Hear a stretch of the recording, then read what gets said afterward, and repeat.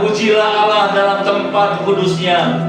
Pujilah Dia dalam cakrawalanya yang kuat. Biarlah segala yang bernafas memuji Tuhan. Haleluya. Terima kasih Bapak untuk kesempatan yang Tuhan beri.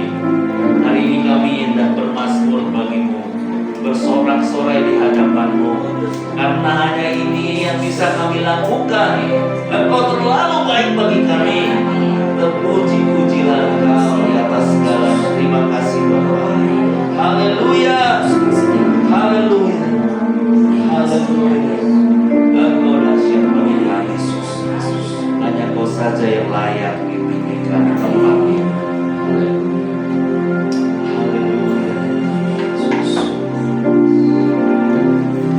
Hallelujah.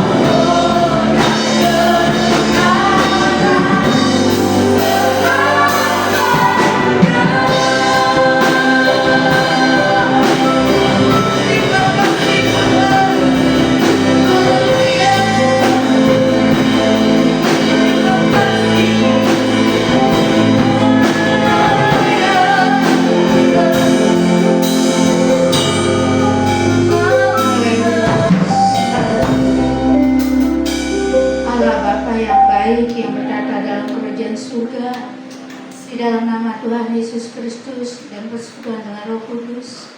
Terima kasih Tuhan buat semua yang Kau berikan pada kami pada pagi hari ini. Kami rasakan berkat-Mu, anugerah-Mu dan kasih-Mu melimpah di dalam kehidupan kami Tuhan. Terima kasih ya Bapa.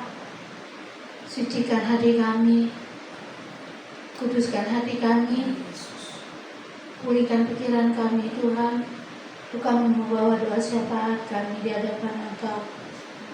Terima kasih ya Bapak. Bapak Ibu, kita akan berdoa untuk khususnya bangsa kita yang kita cintai, yang dimana tahun 2025 ini banyak permasalahan yang terjadi di bangsa kita, banyak bencana alam, pro dan kontra. Kita berdoa untuk berikan kedamaian bagi bangsa kita. Kita buka hati suara kita. Di dalam nama Tuhan Yesus kami membawa bangsa kami. Kami serahkan bangsa kami, bangsa Indonesia yang kami cintai Tuhan. Engkau memberkati bangsa kami. Pulihkan bangsa kami. Di tahun 2025 ini banyak terpurukan dari bangsa kami Tuhan. Engkau membangun kembali bangsa kami. Pulihkan bangsa kami. Berikan kedamaian bagi bangsa kami Tuhan. Terlebih Engkau memberkati Bapak Presiden kami, bahkan aparat pemerintahan bagi kami, bangsa kami Tuhan. Para menteri kabinet, DPR, MPR, DPRD maupun jajaran pemerintahan yang ada di perkampungan Tuhan, Kau memberkati mereka semua, sehingga mereka bekerja takut akan Tuhan, sehingga mereka bekerja dengan baik untuk mementingkan kebersamaan, bukan mementingkan diri sendiri Tuhan. Bapa, kami juga berdoa untuk negeri kami Tuhan, yang saat ini ada beberapa daerah yang mengalami bencana alam. Kami berdoa di dalam nama Tuhan Yesus, Kau memulihkan Bapa, khususnya daerah Sumatera Tuhan. Engkau pulihkan keadaan perekonomian ya Bapa. Kiranya orang-orang yang terlibat dalam bencana alam, Kau berikan kekuatan bagi mereka, keluarga yang mereka ditinggalkan, Kau beri kekuatan Tuhan. Bahkan anak-anak-Mu yang ada di Sumatera, berikan dia tetap memandang Engkau, bahwa apa yang dia terima itu adalah yang terbaik bagi Engkau Tuhan, yang terbaik bagi mereka yang mereka terima, bahwa Engkau tetap mengasihi mereka Bapa. Apapun yang terjadi, apapun yang mereka alami, mereka tetap memandang Engkau. Iman mereka tetap bertahan di dalam Engkau Bapa. Terima kasih Tuhan buat semua yang Kau berikan bagi bangsa kami. Kami melihat bangsa kami maju. Kami melihat bangsa kami berdiri, bangsa kami sudah pulih dari segala sesuatunya, karena Engkau ada di dalam bangsa kami Bapa. Terima kasih Tuhan. Kami juga berdoa untuk gereja-gereja yang ada di muka bumi ini, bahkan berdoa untuk anak-anak yang ada di dunia ini, bahkan pelayan-pelayan Tuhan dan majelis-majelis serta penginjil-penginjil yang Tuhan percayakan untuk menyampaikan kebenaran firman Tuhan dari pelosok ke pelosok. Kita berdoa. Bapa yang baik, kami membawa anak-anak-Mu yang ada di muka bumi ini. Kami serahkan mereka semua. Kau memberkati mereka Tuhan. Biarlah mereka hidup selalu takut akan Tuhan. Iman mereka bertumbuh di dalam Engkau. Apapun mereka yang ada di mereka hadapi, maupun mereka yang berada dimanapun, mereka tetap memandang kasih Engkau. Mereka boleh memandang salib-Mu Tuhan. Kau memberkati anak-anak-Mu yang berada di daerah-daerah terpencil sekalipun, Engkau menjangkau mereka, kasih-Mu menjangkau mereka Bapa. Bahkan berdoa untuk penginjil-penginjil Tuhan, Engkau memakai mereka lebih heran lagi. Mereka membawa salib Tuhan, mereka menyampaikan kebenaran firman Tuhan dari proses yang terkecil sekalipun yang tidak dapat dijangkau oleh kami, tapi kasih Allah tetap menjangkau mereka Bapa. Karena kami tahu kasih Engkau tidak memandang bulu, kasih Engkau selalu diberikan kepada setiap orang yang ada di muka bumi ini Tuhan. Terima kasih Tuhan. Kami berdoa khususnya anak gereja-gereja yang ada di muka bumi ini, biarlah gereja-gereja tetap menjadi Kristus Tuhan.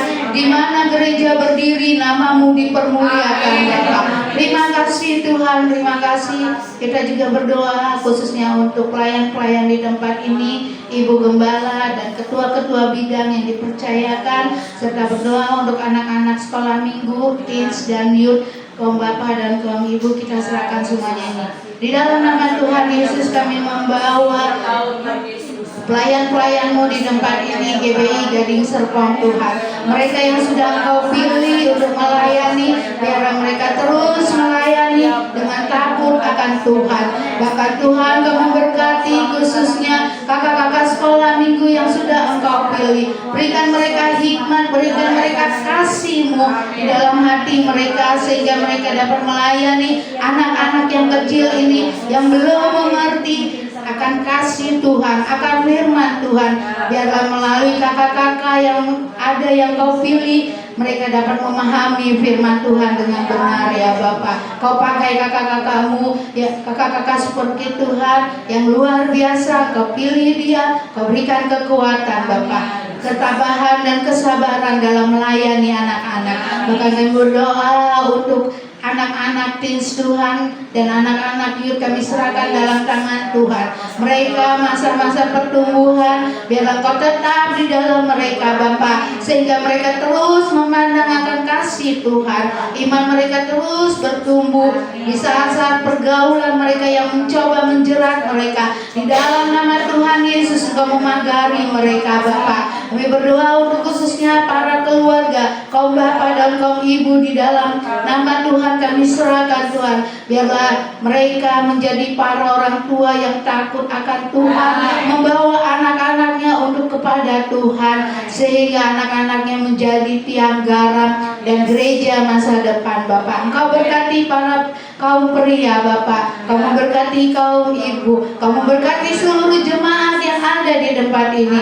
Bahkan kami juga berdoa untuk Ibu Gembala kami. Terima kasih Tuhan, kalau Engkau telah memberikan dia yang terbaik bagi kami, biarlah dia menjadi teladan bagi kami Tuhan. Engkau memberkati setiap pekerjaannya, tugas yang Kau limpahkan kepada dia. Berikan kekuatan, berikan kesehatan bagi dia Bapa, sehingga dapat menjalankan tugas mulia ini dengan baik. Di dalam nama Tuhan Yesus kami berdoa dan mengucap syukur.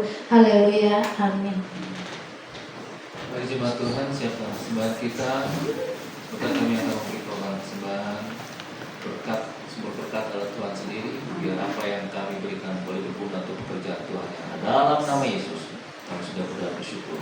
Amin.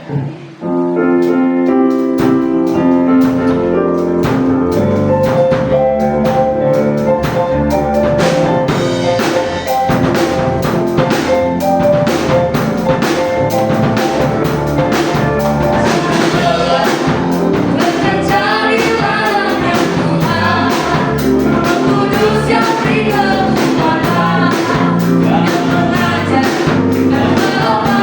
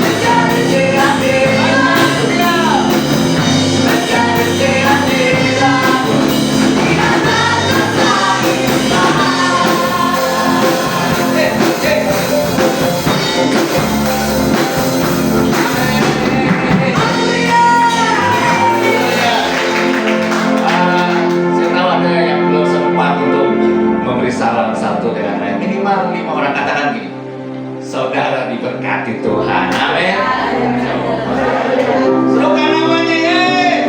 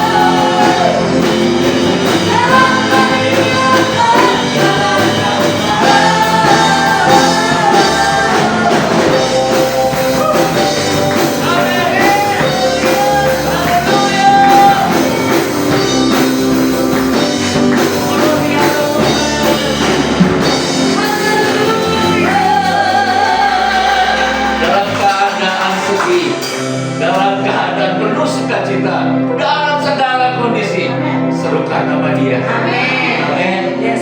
Serukan Namanya Yesus Tuhan Raja, segala kuasa tunduk dalam nama-Nya.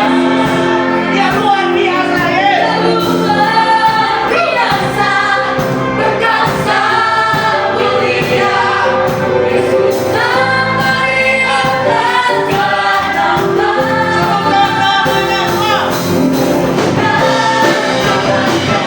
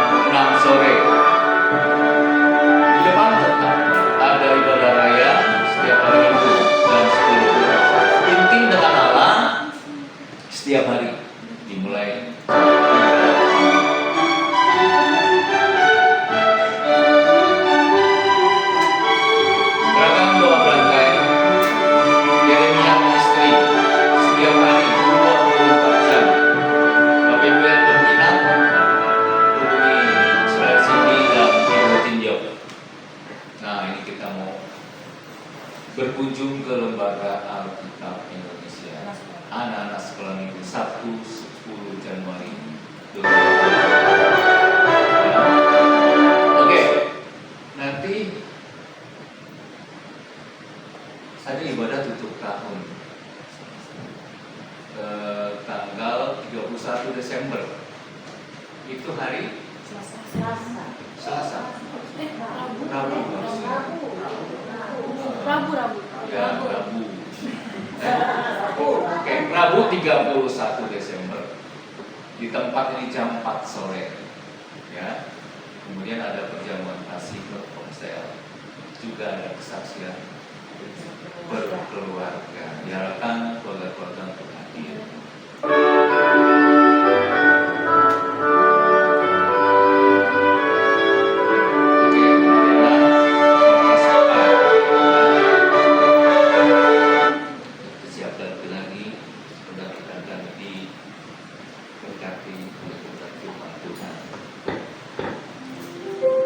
Terima kasih Tuhan. Terima kasih kesempatan yang Tuhan beri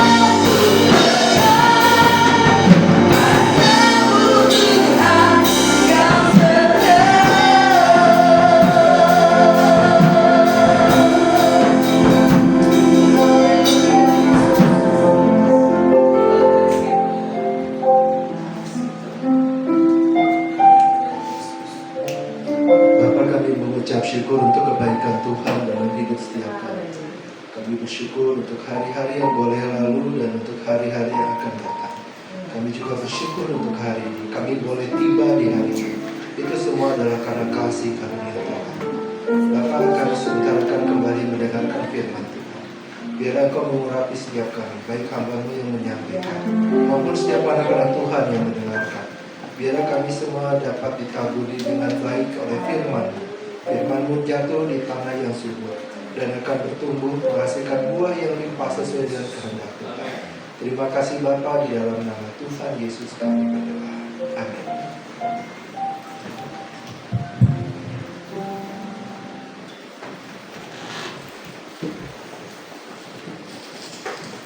Shalom Bapak Ibu dan saudara sekalian. Kita kembali berjumpa dan ini adalah ibadah raya terakhir ya di tahun ini ya. Sebelum nanti kita akan ada ibadah tutup tahun. Nah, tema yang dipercayakan kepada saya pada hari ini adalah dipanggil menjadi berkat. Ya. Nah, kita boleh siapkan ya, kita siapkan Alkitab kita dari 2 Korintus 1 ayatnya yang ketiga sampai dengan ayatnya yang ke-7. Ya. Nah, Bapak Ibu dan saudara sekalian, hanya oleh kasih karunia Tuhan ya kita tiba di hari ini ya, sebuah tahun yang bagi sebagian kita mungkin terasa panjang ya, dan bagian lain mungkin terasa cepat sekali. Nah, ada yang menutup tahun ini dengan rasa syukur ya, ada juga yang menutup dengan kelelahan ya, burn out ya istilahnya ya, atau mungkin juga ada yang masih bertanya ya, apa yang harus saya lakukan, kenapa begini, kenapa begitu ya. Mungkin juga ada yang mengalami luka ya, luka batin dan belum sepenuhnya sembuh. Nah, secara manusiawi ya, refleksi akhir tahun ya seringkali diisi dengan satu pertanyaan sederhana. Apa yang telah aku capai? Gitu ya Bapak Ibu ya. Nah, namun firman Tuhan mengarahkan kita kepada suatu pertanyaan yang lebih mendasar. Bukan sekedar apa yang telah aku capai, tetapi siapakah Allah yang menyertai kita sepanjang tahun ini ya.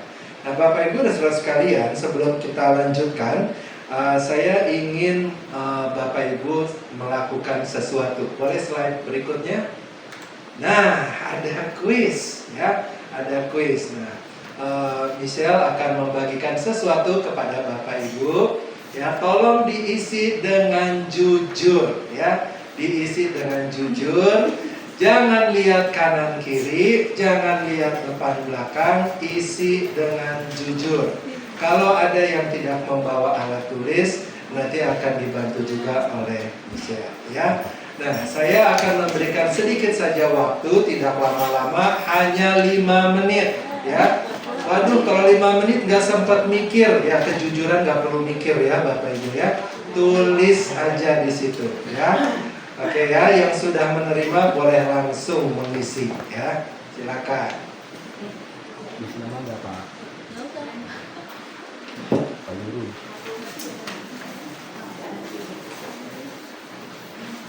Diskon apa yang disyukuri tahun ini? Saya sama.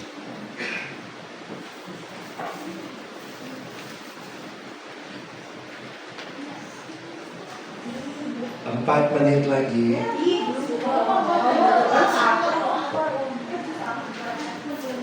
Yang di atas komplain belum dapat ya. Oh udah duluan. Belum. Oh berarti yang di atas 3 menit lagi. Belum.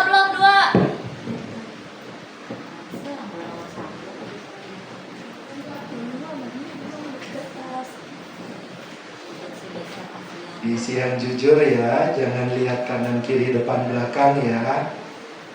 Noel sendiri ya Noel.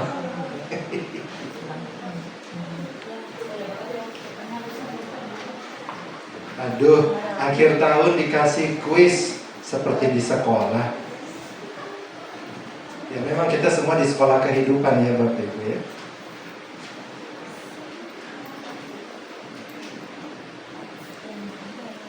4 menit lagi.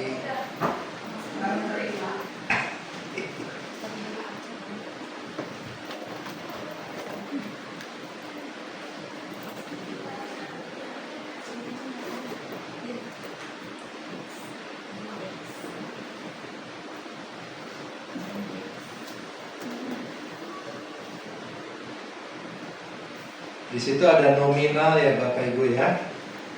Nah, saya ada menuliskan ada nominal. Nah, kita berandai-andai ya, kita berandai-andai.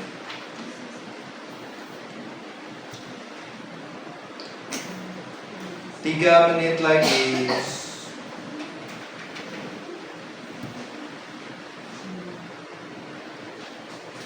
Nah, khusus yang nominal jangan di-share ya ke teman-teman ya. Setelah ibadah juga jangan ya, ada nominalnya di situ.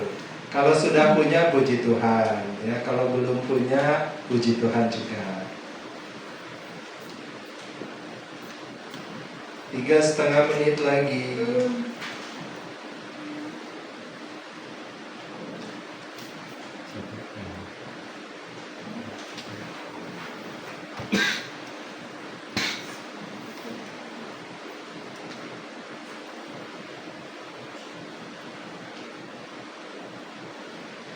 Kira-kira waktunya terlalu pendek nggak ya?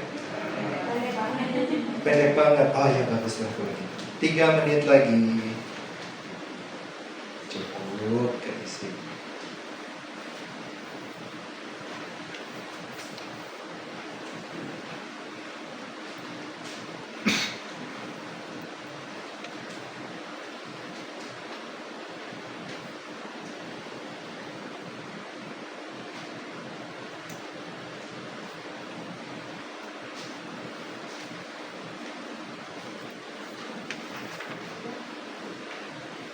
Ya, ada yang sudah selesai. Wah, sip, sip, sip.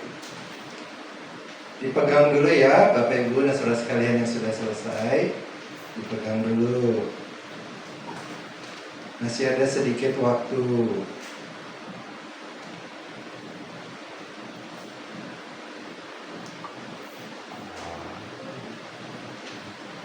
Nah, yang sudah selesai boleh ya mempersiapkan dari 2 Korintus 1. 2 menit lagi. Yeay.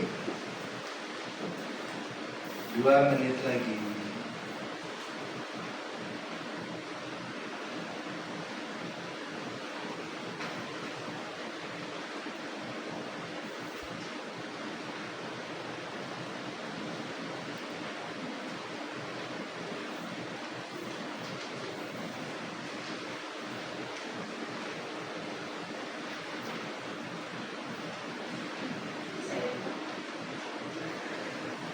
Ada 2 halaman ya. Ada halaman belakangnya. Ya, ada 6 nomor ya.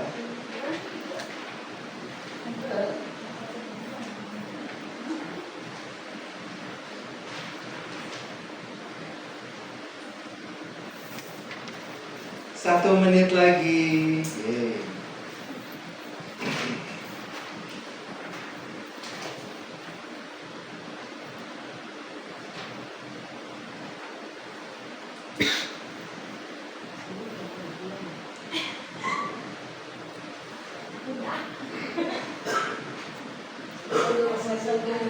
Oke, yang sudah selesai boleh mempersiapkan 2 Korintus 1. Ya, sebentar lagi waktu habis.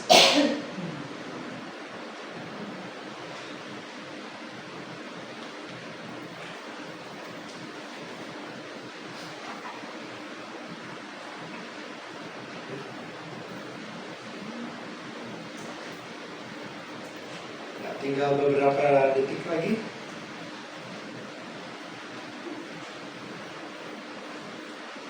Waktu habis. Yeay. Nah, Bapak Ibu dan saudara sekalian, biasanya kalau kita habis kuis kertasnya dikumpulkan tidak? Dikumpulkan ya. Tapi kali ini tidak dikumpulkan ya. Kenapa? Karena kertas tersebut berfungsi sebagai refleksi untuk Bapak Ibu saudara sekalian masing-masing. Dan bonusnya ballpointnya ya. Nah, jadi itu juga tidak perlu dikembalikan. Nah, oke. Ya, nah, tapi jangan langsung dilecak-lecak terus dibuang ya kertasnya, enggak ya, karena kita akan gunakan kertas itu di dalam sesi ini. Oke, mari kita membuka Alkitab kita dari 2 Korintus 1 Ya, Bapak Ibu juga bisa lihat ke depan ya. Mari kita membacanya. Saya akan membacakannya dari ayat yang 3 sampai ayat 7. Bapak Ibu boleh mengikuti dalam hati ya. Demikianlah firman Tuhan di dalam 2 Korintus 1 ayat 3 sampai 7. Ucapan syukur. Terpujilah Allah Bapa Tuhan kita Yesus Kristus, Bapa yang penuh belas kasihan dan Allah sumber segala penghiburan, yang menghibur kami dalam segala penderitaan kami, sehingga kami sanggup menghibur mereka yang berada dalam bermacam-macam penderitaan dengan penghiburan yang kami terima sendiri dari Allah. Sebab sama seperti kami mendapat bagian berlimpah-limpah dalam kesengsaraan Kristus, demikian pula oleh Kristus kami menerima penghiburan berlimpah-limpah. Jika kami menderita, hal itu menjadi penghiburan dan keselamatan kamu. Jika kami dihibur, maka hal itu adalah untuk penghiburan kamu, sehingga kamu beroleh kekuatan untuk dengan sabar menderita kesengsaraan yang sama seperti yang kami derita juga. Dan pengharapan kami akan kamu adalah teguh, karena kami tahu bahwa sama seperti kamu turut ambil bagian dalam kesengsaraan kami, kamu juga turut mengambil bagian dalam penghiburan kami. Mari kita berdoa. Bapa yang baik, kami bersyukur untuk firman Tuhan yang kembali mengingatkan dan menguatkan kami bahwa kami tidak berjalan sendirian. Ada saudara-saudara seiman yang bersama-sama berjuang, tetapi terlebih lagi seperti lagu yang tadi kami naikkan, Engkau selalu menyertai kami. Terima kasih Tuhan untuk bungkus kami dengan kuat kuasa darah-Mu, biar kami boleh menerima kebenaran firman-Mu dengan baik, merefleksikan perjalanan kehidupan kami sepanjang tahun ini, dan kami juga dapat membagikan berkat bagi sesama kami. Terima kasih Bapa, dalam nama Tuhan Yesus kami berdoa. Amin. Oke ya. Dan Bapak Ibu dan saudara sekalian, Paulus ya di dalam 2 Korintus 1 tidak memulai refleksi hidupnya dari pencapaian-pencapaian pelayanannya. Dia juga tidak terjebak di dalam penderitaan yang dia alami. Dia memulai dari Allah. Dikatakan tadi dalam ayat yang ketiga, terpujilah Allah dan Bapa Tuhan kita Yesus Kristus. Nah, ini bukan sekedar kalimat pembuka yang indah saja, melainkan sebuah penyataan iman ya. Paulus sedang menegaskan bahwa pusat kehidupan orang percaya bukanlah pengalaman manusia ya, melainkan siapa pusat hidup kita? Allah sendiri ya. Allah adalah titik awal, titik tengah, dan titik akhir dari seluruh kisah hidup kita ya. Nah, Rasul Paulus menyebut Allah sebagai Bapa yang penuh belas kasih dan Allah sumber segala penghiburan. Nah, kita perhatikan di sini ya. Allah bukan hanya memberikan penghiburan, Ia adalah sumbernya. Artinya penghiburan sejati tidak pernah bergantung pada keadaan yang membaik, pada tahun yang lebih lancar, atau pada rencana yang berjalan dengan mulus. Tetapi penghiburan yang sejati mengalir kenapa? Karena karakter Allah yang setia, yang tidak berubah oleh waktu, termasuk oleh pergantian tahun. Tahun boleh berganti dari 2025 ke 2026, tetapi Allah yang kita sembah tetap sama, tetap setia, tetap berdaulat, dan penuh belas kasihan. Ada amin? Amin ya. Nah, namun demikian firman Tuhan tidak menutup mata terhadap penderitaan. Ya, Paulus tidak sedang berbicara dari perspektif kenyamanannya. Ya, dia menulis sebagai orang yang mengenal apa itu tekanan, apa itu aniaya, apa itu kelemahan. Ya, namun justru disitulah kita melihat keindahan dari Injil. Allah yang kita sembah bukan Allah yang jauh dari penderitaan umatnya.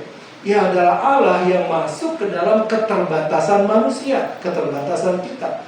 Di dalam seluruh perjalanan tahun ini, ya, baik dalam keberhasilan maupun dalam kegagalan, Allah tidak pernah absen, Bapak Ibu Saudara sekalian. Dia hadir, dia bekerja, dia memelihara, walau seringkali dengan cara yang tidak kita pahami.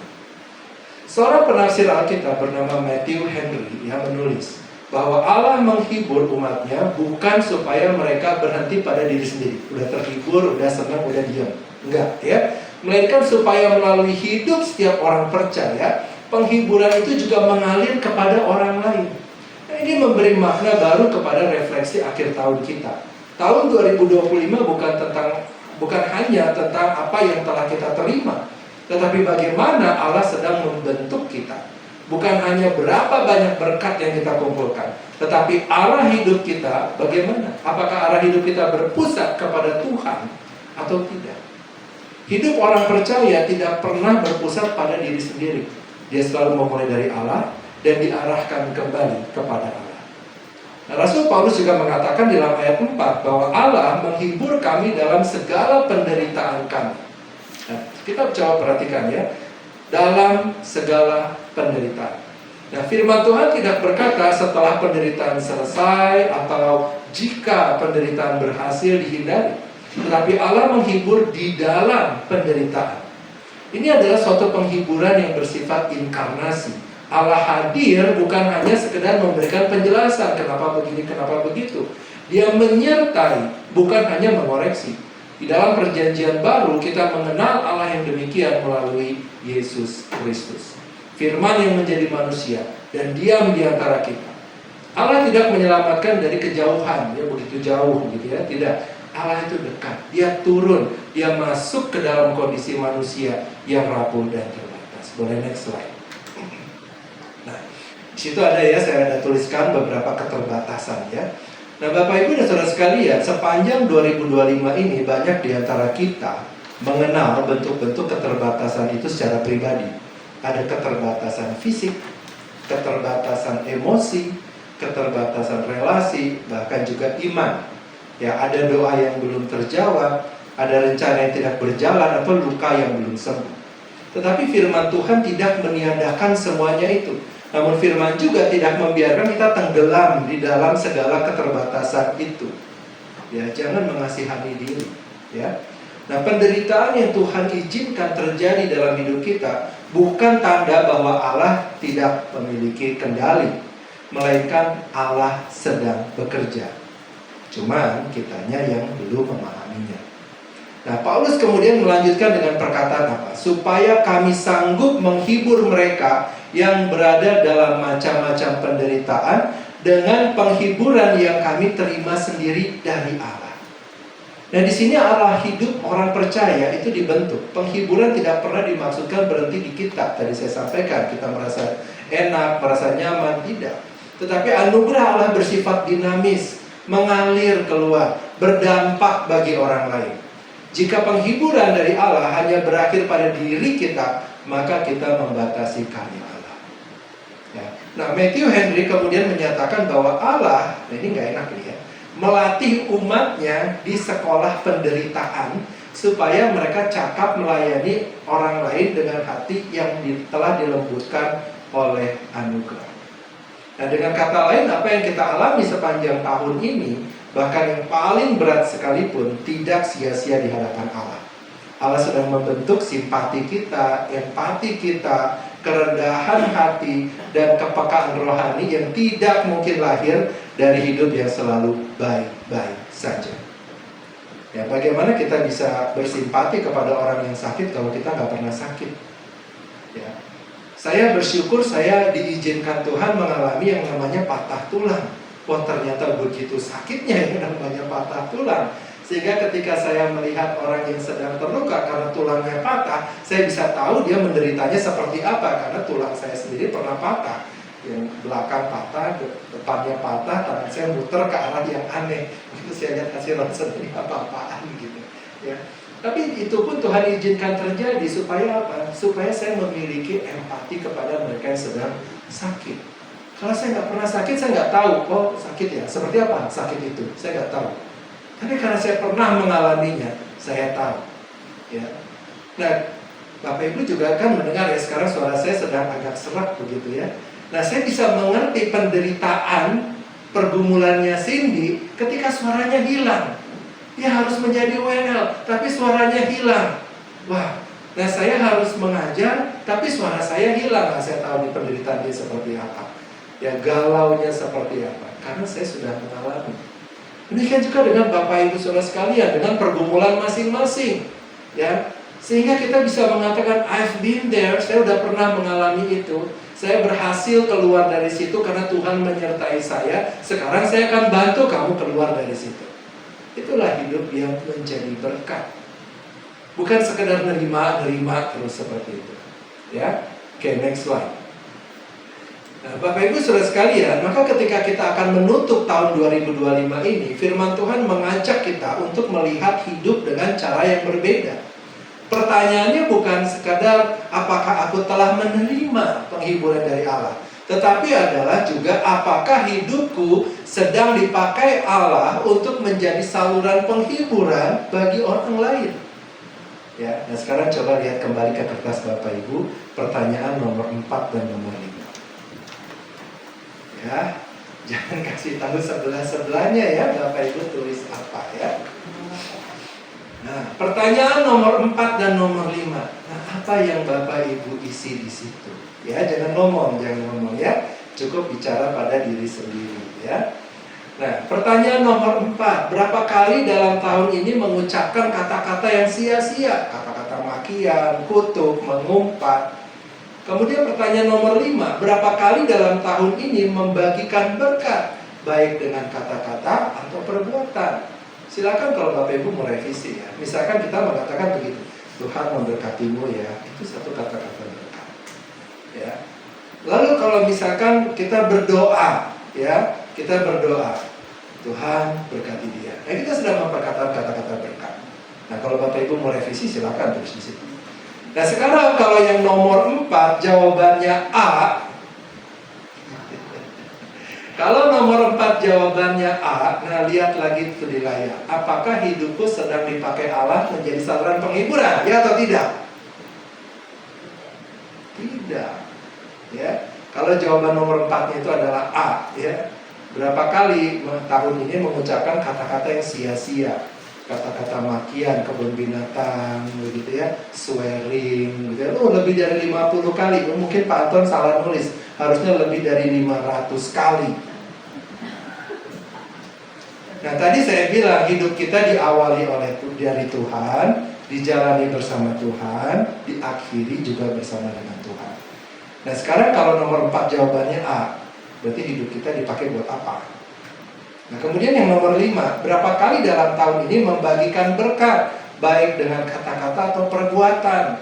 Contoh kalau perbuatan, lihat ada orang yang kelaparan, kehausan di pinggir jalan, gak usah repot-repot lah beli apa begitu ya di toko, begitu ya, makanan, kasih minuman, kasih gitu ya.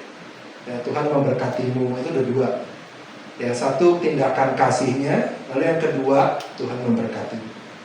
Yang gak usah tanya agamanya apa. Yang penting dia ditolong dulu saat itu. Nah itu udah 2 ya.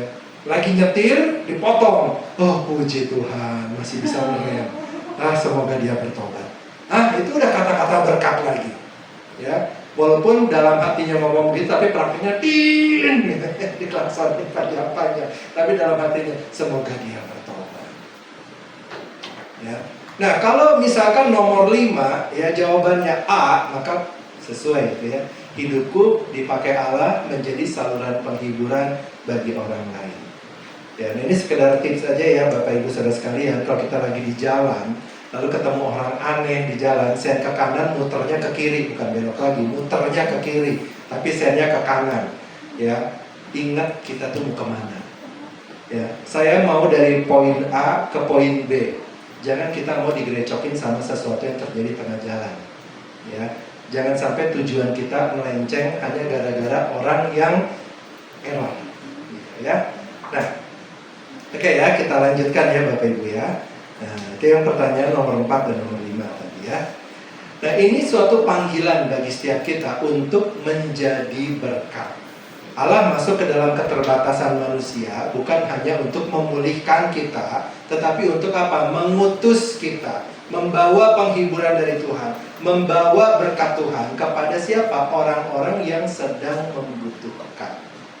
Ya, namun kita tidak boleh berhenti pada pengalaman emosional. Ya, firman Tuhan membawa kita lebih dalam lagi kemana? Kepada seluruh pusat karya Allah bagi manusia, yaitu apa? Salib Kristus. Tanpa salib, maka penghiburan akan berubah menjadi sekedar penguatan psikologis saja. Ya, tanpa salib, maka penderitaan, kehilangan makna rohaninya.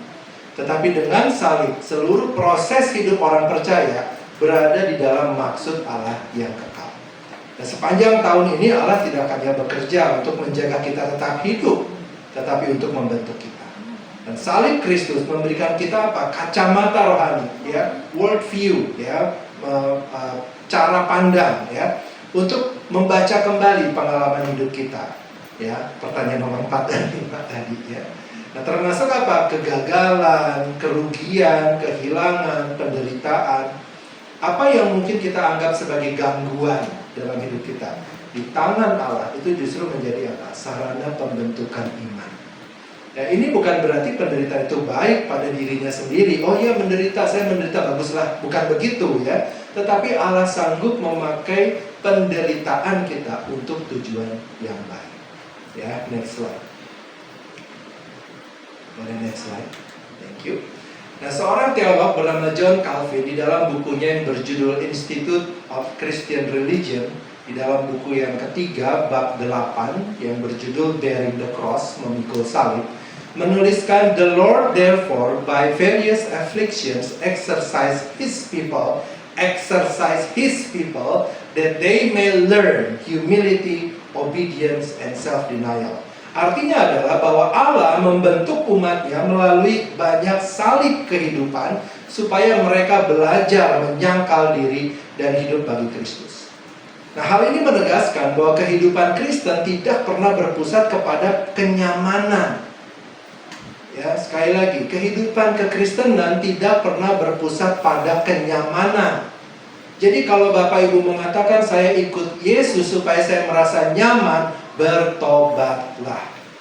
Kalau kita berada terus-menerus dalam kenyamanan, kita tidak pernah diproses. Ya.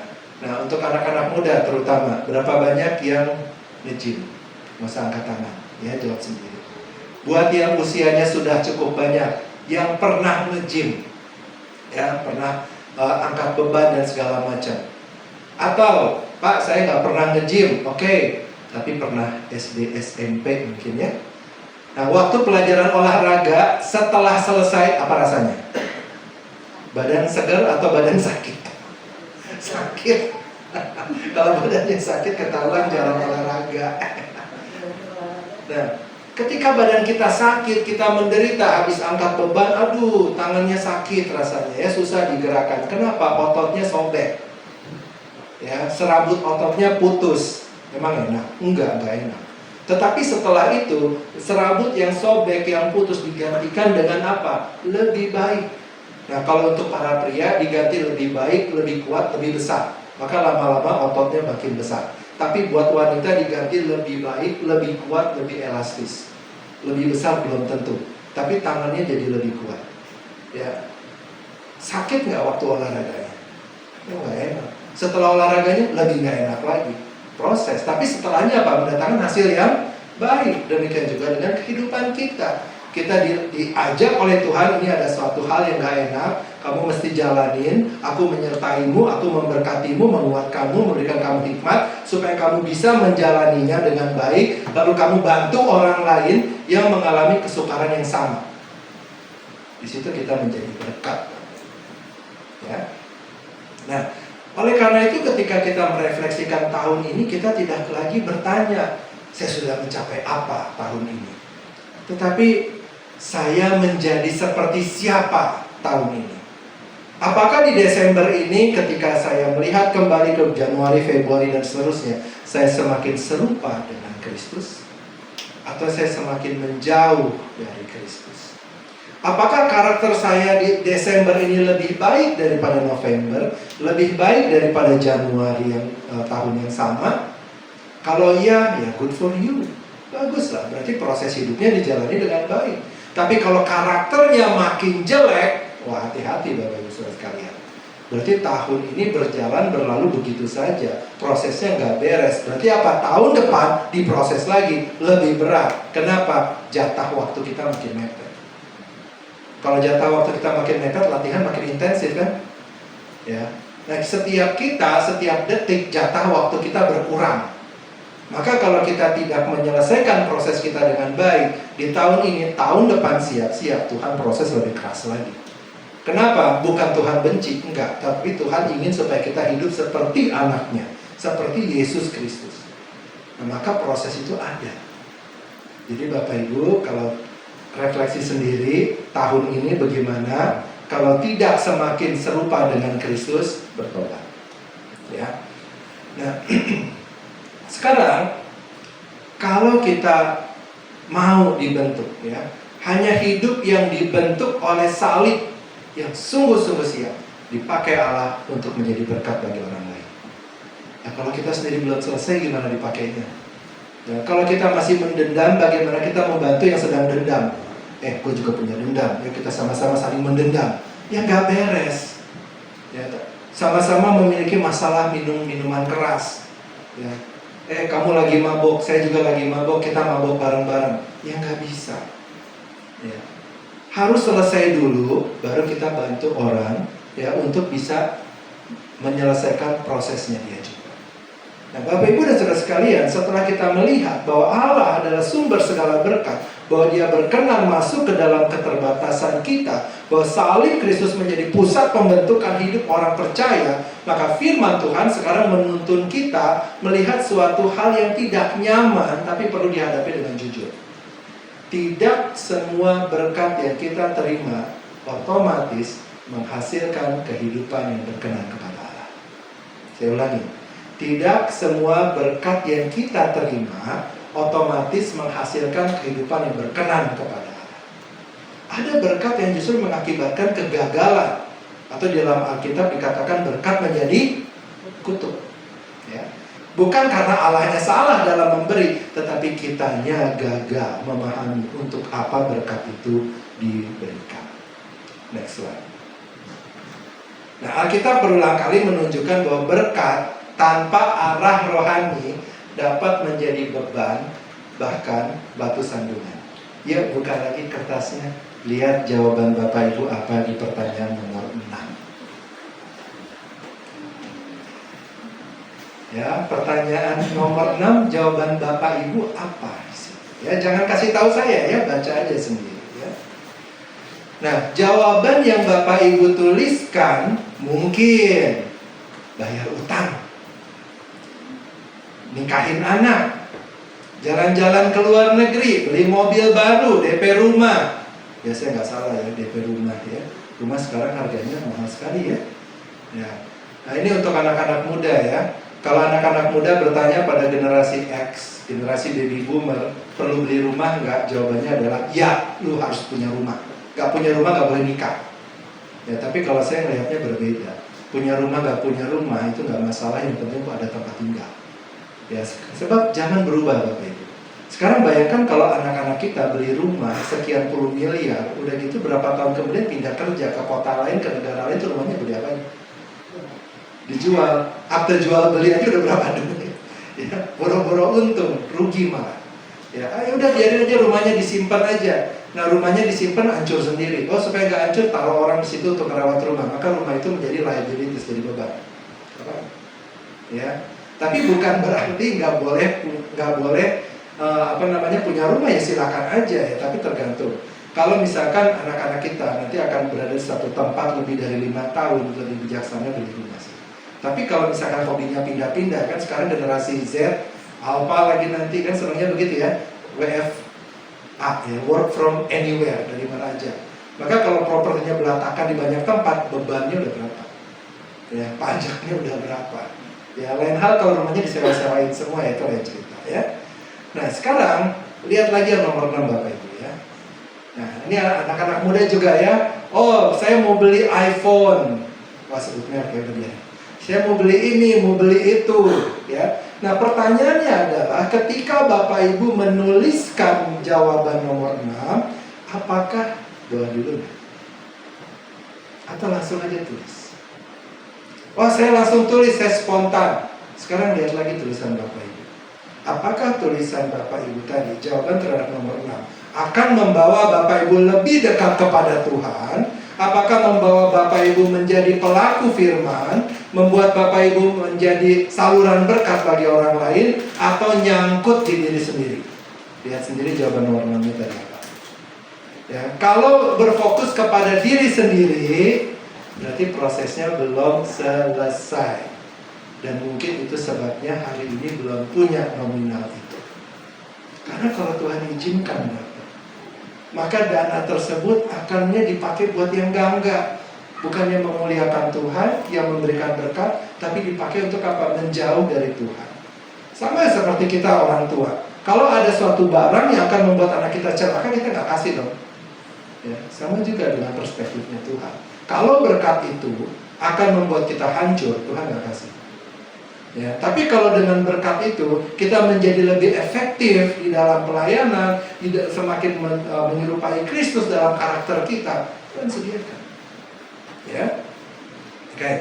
Nah, ketika Allah memberkati umatnya, Dia tidak sedang membangun kenyamanan. Ya, saya ulangi lagi, banyak yang saya ulang ya. Ketika Allah memberkati kita, Dia tidak sedang membangun kenyamanan, melainkan membentuk umat yang hidup di dalam kehendak Allah. Ya, tapi seringkali manusia memang berhenti dalam manfaat lahiriah. Oh, uangnya saya pakai buat ini, buat itu, lupa tujuan ilahi. Ya, dan ini sangat nyata dalam kehidupan keluarga dan lintas generasi, Bapak Ibu ya. Banyak orang tua yang dengan sungguh-sungguh mempersiapkan masa depan anak-anak mereka melalui pendidikan yang baik, stabilitas ekonomi, keamanan hidup, semua ini nggak salah. Tetapi kalau persiapan rohani diabaikan, maka berkat materi akan kehilangan arah. Ya. Nah, firman Tuhan di dalam perjanjian baru dengan jelas menegaskan bahwa panggilan orang tua tidak hanya berhenti pada pemenuhan jasmani anak-anak, tetapi apa? Terutama pada pembentukan hidup mereka di dalam ajaran dan nasihat Tuhan. Itulah sebabnya perkatakanlah firman Tuhan siang dan malam, entah engkau sedang dalam perjalanan, entah engkau sedang makan atau minum. Perkatakan itu di dalam keluarga kita masing-masing. Ya. Nah, ketika iman tidak diwariskan melalui teladan hidup yang konsisten, ini gak enak ya bahasanya ya. Ketika iman tidak diwariskan melalui teladan hidup yang konsisten, melalui doa yang nyata, anak-anak mesti ngelihat orang tuanya doa. Ya, teladan hidup orang tuanya seperti apa? Ya, setiap hari yang dapat dilihat, dapat ditiru, anak-anak kemudian bisa aja bertumbuh di dalam fasilitas hidup yang memadai, namun dia nggak punya arah dalam rohaninya. Mereka mungkin terdidik dengan baik, kuliahnya S1, S2, S3, S berapa lah banyak sekali S-nya itu. Ya, mapan secara ekonomi, diterima secara sosial, tapi dalam batinnya mereka tidak memiliki pijakan iman yang kokoh. Dan realitas ini tidak jarang berujung pada masalah serius dalam kehidupan pribadi dan keluarga. Ya, kita menyaksikan bagaimana sayangnya sebagian orang percaya yang secara lahiriah tampaknya berhasil harus bergumul dengan pernikahan yang retak bahkan kandas, relasi yang penuh luka, keputusan hidup yang menjauh dari kehendak Tuhan. Bukan karena mereka kekurangan berkat, tetapi karena berkat itu tidak diikat pada kehidupan yang dibentuk oleh firman. Ketika iman tidak menjadi fondasi, maka kekayaan, pendidikan, status sosial tidak punya kuasa untuk menopang kehidupan di dalam tekanan. Ya. Nah, dalam konteks ini kita perlu dengan jujur mengakui bahwa memang ada bentuk kekristenan yang hanya berarti pada mengakui saja, tetapi tidak berlanjut pada apa? Pemuritan. Ya, seseorang bisa aja menyebut dirinya Kristen, aktif secara sosial, menghormati norma-norma agama, namun dalam praktik kehidupan sehari-harinya Allah tidak sungguh-sungguh menjadi pusat dalam kehidupannya. Ini yang disebut sebagai ateis praktis. Ya, bukan karena menyangkal keberadaan Allah secara terbuka terang-terangan, tetapi kenapa? Karena hidup dijalani seolah-olah Allah tidak berperan. Ya, imannya ada dalam identitas, dalam KTP, tetapi tidak dalam ketaatan. Next slide. Ya, maka ketika anak-anak dibesarkan dalam lingkungan yang seperti ini, mereka tidak mewarisi iman yang hidup.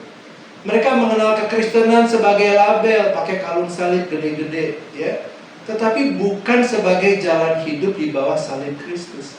Nah, disinilah berkat yang seharusnya menopang dan membentuk kehidupan menjadi kehilangan fungsinya. Berkatnya ada, tetapi arah rohaninya hilang. Kehidupan berjalan terus, tetapi tidak bergerak menuju keserupaan dengan Kristus.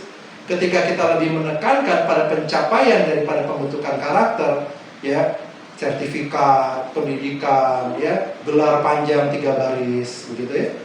Tapi kita tidak ada keserupaan dengan Kristus. Ya, kita lebih fokus kepada kenyamanan daripada ketaatan, prestasi-prestasi daripada kesalehan.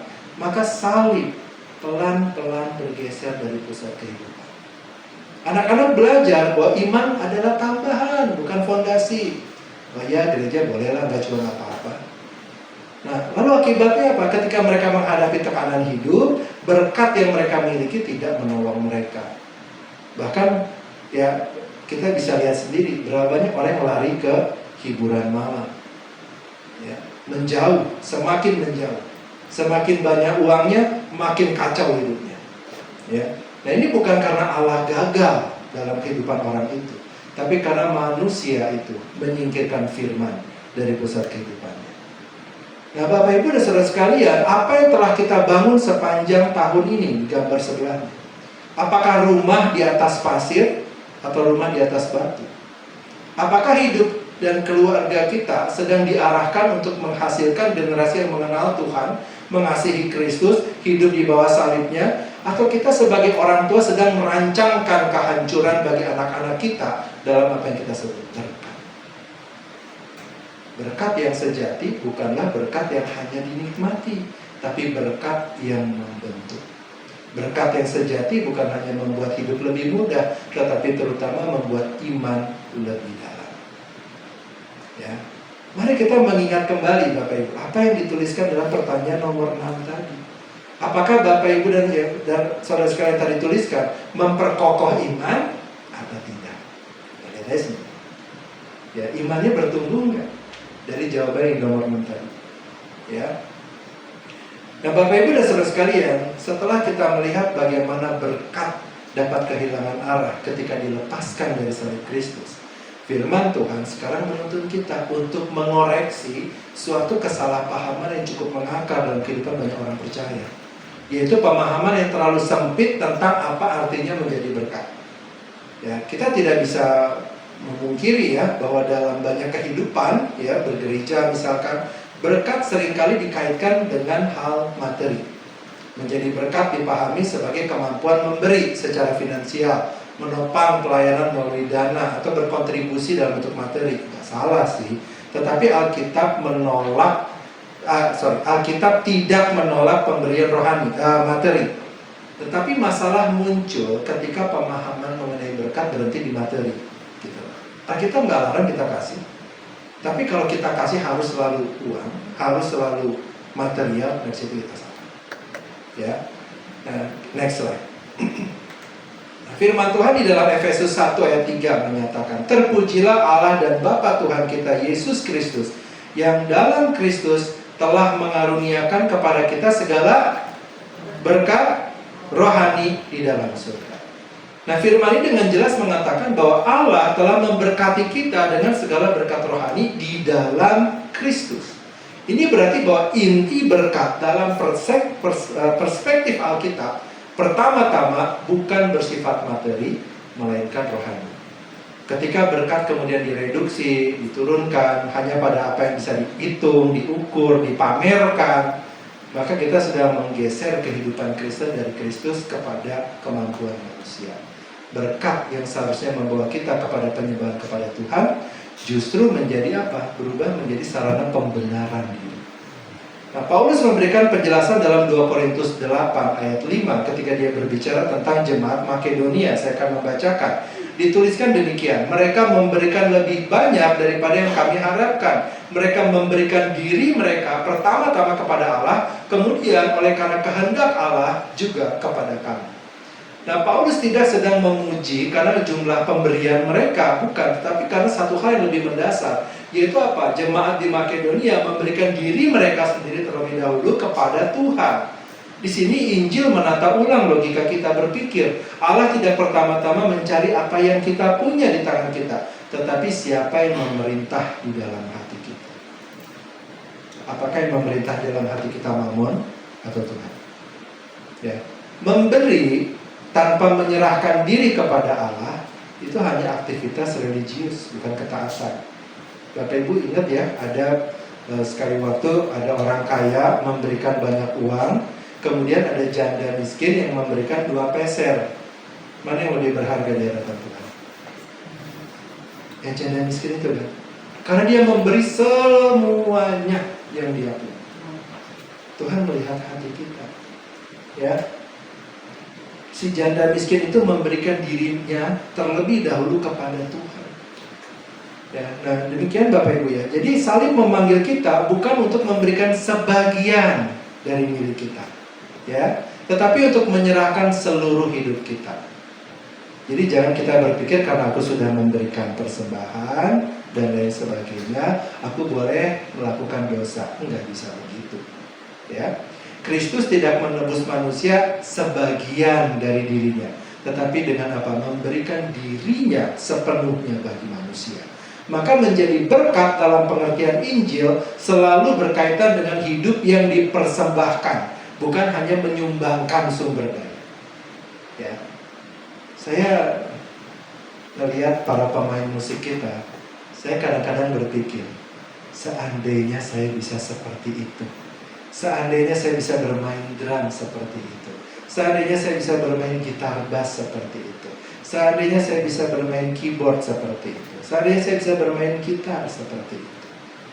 Tetapi bagi saya, kalau saya bisa seperti itu, maka apa yang akan terjadi ketika saya renungkan Bapak Ibu Saudara sekalian, ini saya mengaku dosa. Yang terjadi apa? Saya akan bangga.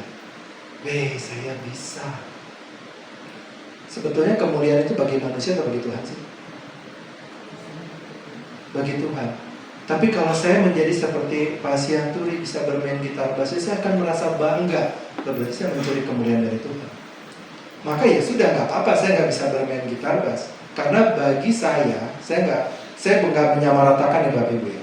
Bagi saya, kalau saya bisa bermain seperti tim musik kita, maka saya akan menggeser Tuhan dari pusat hidup saya. Tetapi buat para pelayan tim musik, Tuhan memberkati di situ, maka biarlah maksimal di situ. Memberikan seluruh yang dimiliki hanya untuk kemuliaan Tuhan. Ya. Nah, Bapak Ibu dan saudara sekalian, sepanjang tahun yang hampir berakhir ini, mungkin kita telah banyak memberi, terlibat, berkontribusi. Namun pertanyaannya bukan seberapa banyak kita berikan, bagaimana kita hidup. Apakah kita hidup mencerminkan ketaatan pada firman? Apakah keputusan-keputusan kita dibentuk dan dituntun oleh Injil, atau kenyamanan pribadi? Atau mungkin malah kita membuat banyak keputusan yang salah tahun ini, tidak bertanggung jawab. Kehidupan Kristen bukan kehidupan yang terpecah-pecah, fragmented, ya. Kita tidak bisa memisahkan iman dengan kehidupan sehari-hari, antara penyembahan dan ketaatan, antara memberi dan menjadi murid. Allah tidak sedang mencari sponsor bagi kerajaannya seolah-olah dia kekurangan, enggak ya. Allah sedang membentuk umatnya hidup di bawah pemerintahan Kristus, dan hanya hidup yang diserahkan sepenuhnya kepada Tuhan sungguh-sungguh dapat menjadi berkat bagi orang lain. Bapak Ibu dan saudara sekalian, setelah firman Tuhan mengoreksi kita mengenai pemahaman tentang berkat, membongkar reduksi berkat yang hanya berhenti pada materi, membawa kita kembali kepada salib Kristus sebagai pusat hidup kita. Sekarang ada satu kebenaran yang perlu disampaikan. Panggilan untuk menjadi berkat tidak diberikan hanya kepada orang tertentu. Ya. Panggilan untuk menjadi berkat tidak diberikan hanya kepada orang tertentu. Panggilan ini bukan hak istimewa mereka yang kuat secara ekonomi, mereka yang punya jabatan di gereja, atau mereka yang dianggap paling rohani. Tetapi firman Tuhan dengan tegas menyatakan bahwa setiap orang yang telah ditebus oleh Kristus dipanggil untuk menjadi berkat. Tidak ada pengecualian. Ya, kita coba buka dari 1 Korintus 12. Ya, boleh tolong ditampilkan di slide-nya, nggak ada. 1 Korintus 12. Oke. Nah, saya agak lupa nih ayatnya di mana. Ada rupa-rupa karunia di ayat berapa itu ya? Ayat 4. Ya, ada rupa-rupa karunia, tetapi berapa roh? Satu roh. Ya, ada rupa-rupa karunia, tetapi satu roh. Di ayat 4. Ya. Nah, Paulus tidak sedang membangun hierarki, dia sedang meruntuhkan anggapan bahwa ada anggota tubuh Kristus yang nggak penting. Ya. Nah, kepada tiap-tiap orang dikaruniakan penyataan roh untuk kepentingan bersama. Kepada tiap-tiap orang. Ini berarti tidak ada satupun jemaat yang dipanggil untuk hidup netral, pasif, sekedar jadi penonton. Enggak. Panggilan sebagai orang percaya selalu bersifat total, menyeluruh, mencakup seluruh aspek kehidupan. Ya. Nah, Bapak Ibu Saudara sekalian, saya sedikit sharing. Kemarin saya naik transportasi online. Ya.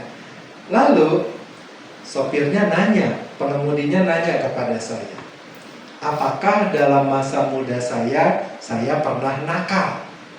Ya, pernah minum minuman keras sampai kecanduan mungkin, atau melakukan tindakan-tindakan yang tidak bertanggung jawab dengan kehidupan. Lalu saya senyum, saya bilang tidak.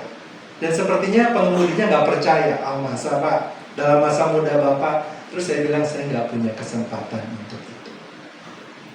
Dan saya bersyukur Bapak Ibu, saya nggak punya kesempatan untuk saya menjalani kehidupan liar di masa lalu. Itu adalah berkat buat saya. Nah sekarang ketika saya menyatakan demikian, ya, ketika saya menyampaikan firman Tuhan pada hari ini, saya kembali diingatkan, tidak ada pemisahan hidup rohani dengan hidup sehari-hari. Semuanya blend in. Kalau saya misalkan menyampaikan firman Tuhan di sini, tapi ternyata di luar gereja hidup saya liar, maka yang saya sampaikan adalah suatu kebohongan. Saya tidak menyampaikan suatu kehidupan seperti kitab yang terbuka. Enggak, tapi saya pakai banyak topeng. Nah sekarang bagaimana dengan Bapak Ibu dan Saudara sekalian? Aduh, saya masih punya keterikatan dengan judol. Bertobat. Saya masih suka melakukan hal-hal yang melanggar firman karena membuat saya merasa nyaman. Bertobat. Setiap orang harus jadi berkat, karena setiap orang percaya adalah anggota tubuh Kristus. Tidak ada pengecualian. Ya, Bapak Ibu dan Saudara sekalian, ya, kadang-kadang ada orang bilang, saya nggak punya apa-apa untuk dibagikan. Saya nggak cukup pinter, nggak cukup mampu, nggak cukup rohani. Ya, sering ya. Tapi firman Tuhan tidak pernah mendefinisikan panggilan berdasarkan kelimpahan sumber daya. Allah yang sama yang masuk ke dalam keterbatasan manusia juga memanggil manusia melayani di dalam keterbatasan itu. Justru di sanalah kuasa Allah dinyatakan. Ketika aku lemah, ketika aku semakin kecil, dia semakin besar. Ketika aku lemah, dia kuat.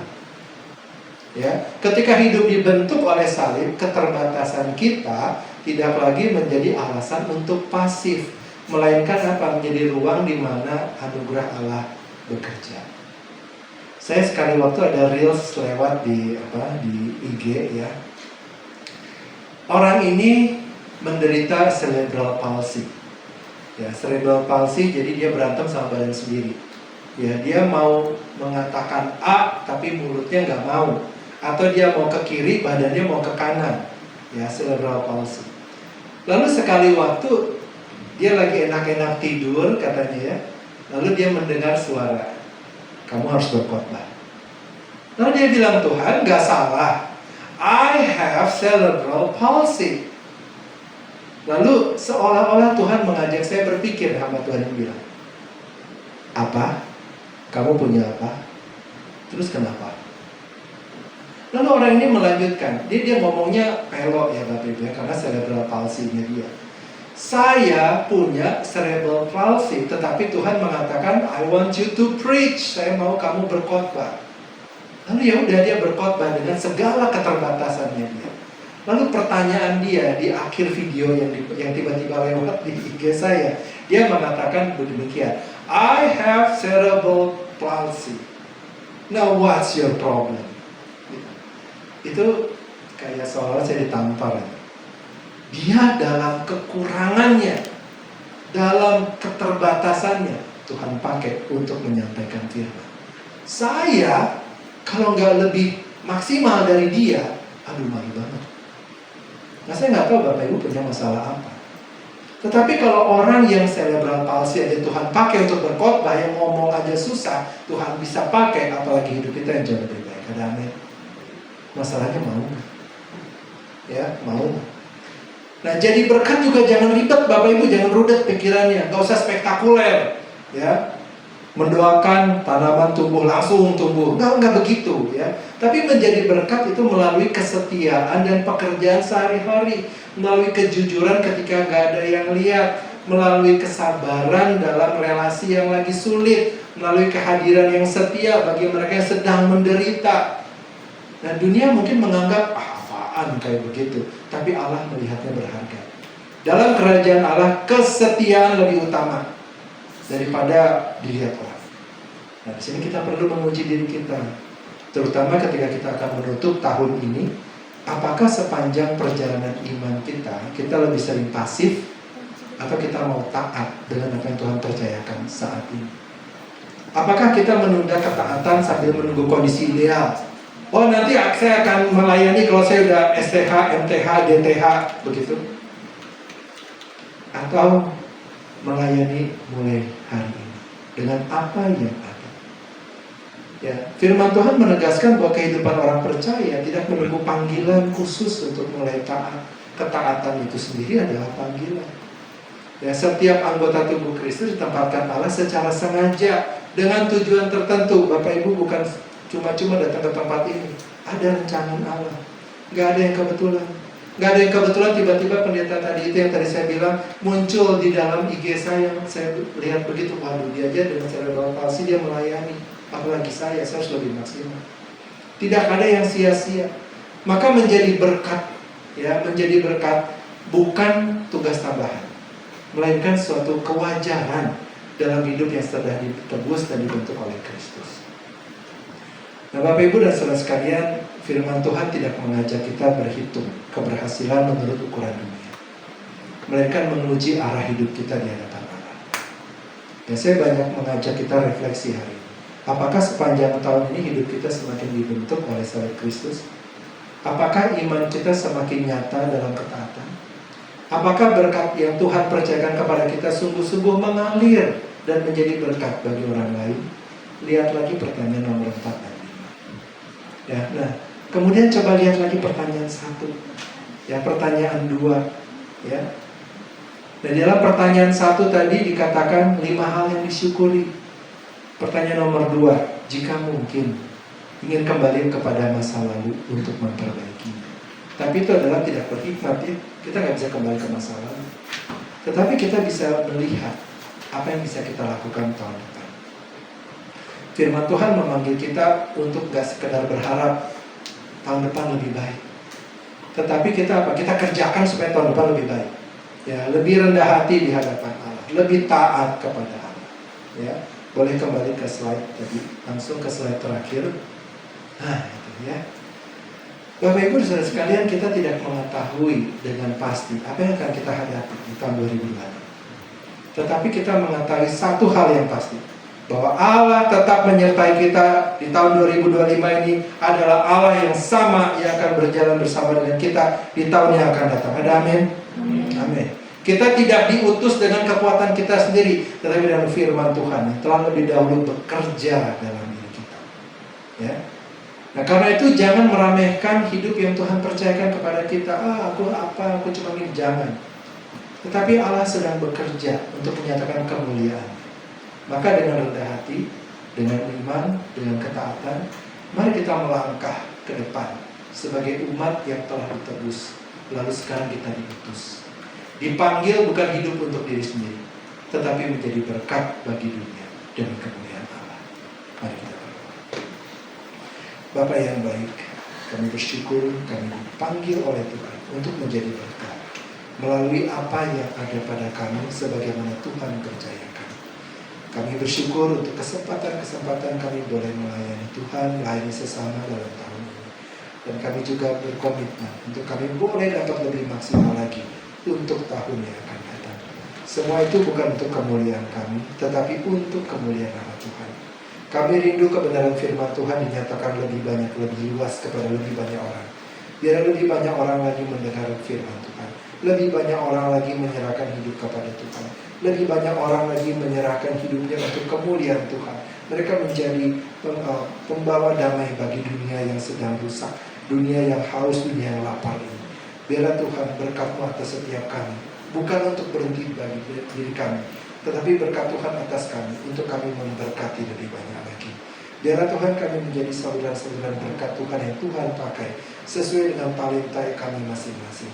Bagi yang mengajar, biar tetap mengajar. Bagi yang menginjil, tetap menginjil. Bagi yang berusaha, tetap berusaha. Bagi yang melayani dalam bidang musik, melayani dalam bidang musik.